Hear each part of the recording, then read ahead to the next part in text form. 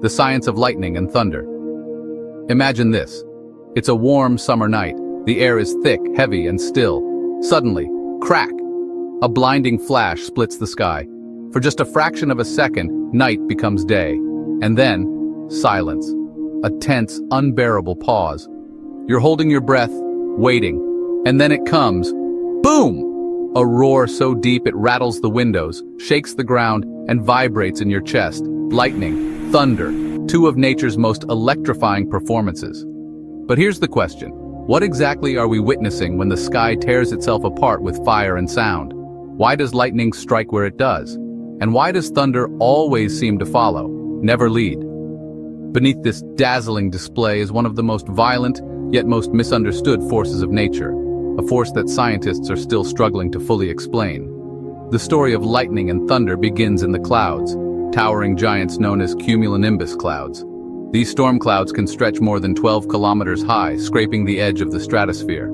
Inside, chaos brews. Water droplets, hailstones, and ice crystals collide violently as powerful updrafts churn the atmosphere. With every collision, tiny particles of electric charge are exchanged. Like a massive battery, the cloud begins to separate charges. Positive at the top, negative at the bottom. The imbalance grows until the atmosphere can't hold it anymore. At that breaking point, electricity seeks balance, and nature chooses the fastest way possible, a bolt of lightning. When a lightning bolt forms, it begins invisibly. A narrow channel of ionized air, called a stepped leader, branches downward from the cloud, searching for a connection with the ground. This leader zigzags unpredictably, moving at nearly 300,000 kilometers per hour. From the ground, an upward leader rises to meet it, invisible to the naked eye. The moment they connect, a powerful surge of electricity races back up the path. That's the blinding flash we see, the return stroke.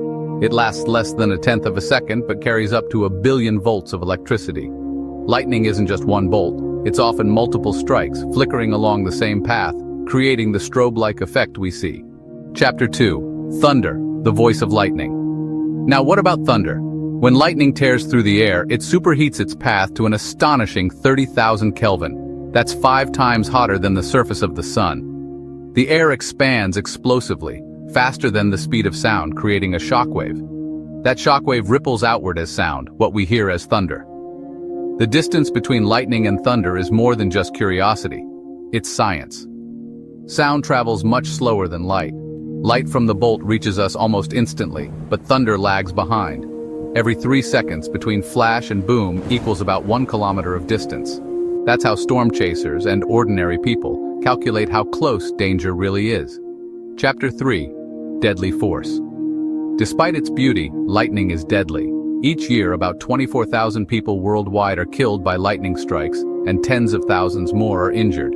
A single bolt can carry currents of 30,000 amps, enough to power a small town for a day. Survivors often describe strange experiences: shoes blown off their feet, clothes shredded without burning, and intricate fern-like scars etched into their skin, called Lichtenberg figures. And yet, lightning is also vital. It helps maintain Earth's electrical balance and even produces nitrogen oxides in the atmosphere, a crucial ingredient for life itself.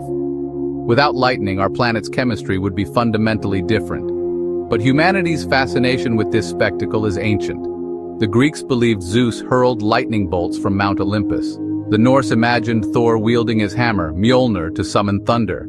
In Hindu mythology, Indra, the god of rain and storms, carried the thunderbolt Vajra as his weapon.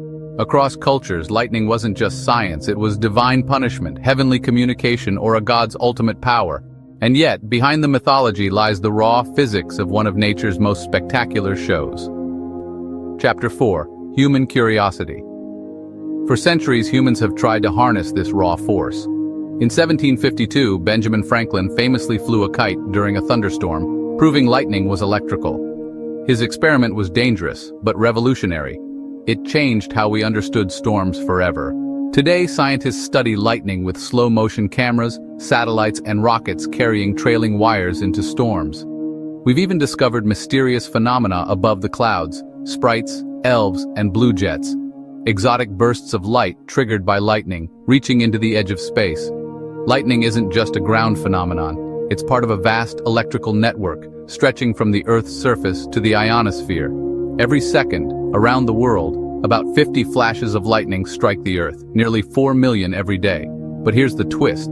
Despite centuries of study, lightning is still not fully understood. Why does one storm unleash thousands of bolts while another remains strangely quiet? What determines the exact point a bolt strikes? And why do some people survive direct hits while others perish instantly? Some scientists believe lightning is influenced by cosmic rays, high-energy particles from deep space that trigger electrical breakdown in the atmosphere.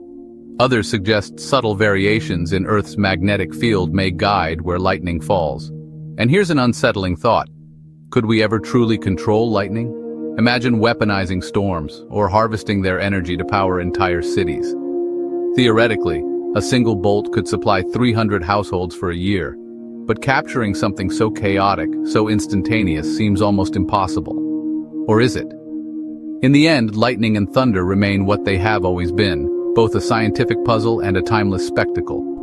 A reminder that despite our technological mastery, nature still holds forces far beyond our control. Every flash in the night sky is a dialogue between heaven and earth, a fleeting glimpse into the raw machinery of our planet. Thunder is its echo, a booming voice reminding us of our smallness beneath the storm. So the next time the sky lights up, don't just see it as weather. See it as the earth speaking in light and sound, a fiery language older than humanity itself. Because lightning isn't just electricity.